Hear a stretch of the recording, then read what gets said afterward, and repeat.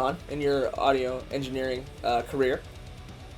I had a conversation with you about you doing some pre-production work for Of Mice and Men with Austin Carlisle, the vocalist, and Alan Ashby, the guitarist and primary songwriter, for songs on the Flood, I believe, right? The second record. Yes, the Flood.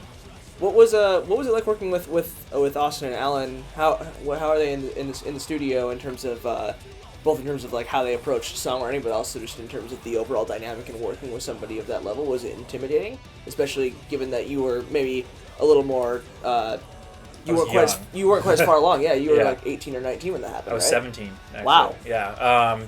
So I'll just preface it by saying that like when I was like 16 and 17 and in high school, like, you know, I was on the bandwagon with like, you know, Attack and stuff like that. And so, and I also like really liked Of Mice and Men too. And so we, my old band Picture Me Broken, Austin and Alan were living in San Jose, I think, at the time. And they contacted, Layla, the vocalist of Picture Me Broken, and they asked her if we had a space that they could jam at. And we did have a rehearsal space. So we rehearsed one night, and Austin and Alan came through, and after rehearsal was done, Austin and Alan, and then Connor Long, the drummer from Picture Me Broken, and myself, like us four, kind of jammed on some of their the songs they were writing for the Flood, which is really cool. And like I said, this was kind of like a weird, like, elating experience because I was like a big Attack and Mice and Men fan. So like, oh, I'm like jamming with these guys right now. It's kind of tight. That was really crazy. And they were kind of casually talking about like, you know,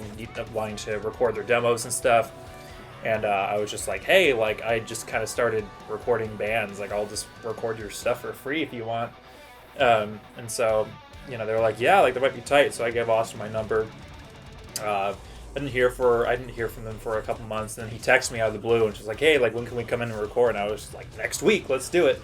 And like this is literally like I had only recorded like 2 bands prior to that, so it definitely wasn't like an experience where we came in and like it wasn't like a crazy professional experience, because like I was recording out of my mom's office, and it wasn't like glorious at all, you know, but it was just really cool because, you know, to work with this guy from this like really big band at the time, and it was like, all right, like I'm 17, and you know, like, all right, this is kind of weird.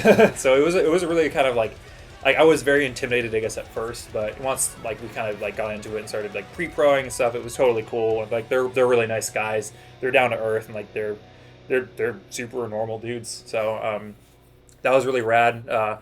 I got to help with some small like arrangement stuff too on the pre-pro and the demos.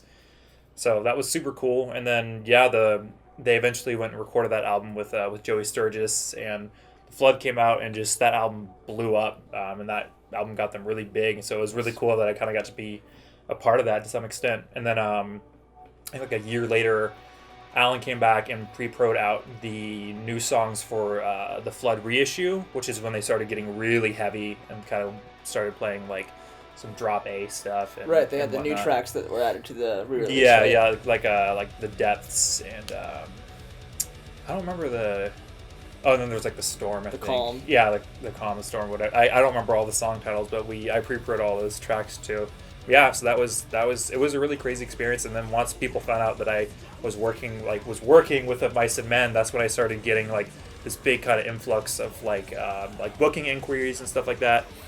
And so I think that kind of jump started my audio engineering career. And like I said, like I never really had like intended on doing audio engineering or music producing, but after that happened, just kind of happened, you know. Like Austin, I think like he tweeted about me a few times, and I got like 150 followers overnight. And then I started getting all these bands hit me up, and they were like you recorded Of Mice and Men? And I was just like, well, it wasn't, you know, like that glorious. It's just out of my mom's office, and we just did like some pre-production. But it was a really cool experience, and I'm still, you know, good friends with them. I just saw Alan a couple months ago. We went bar hopping in New York.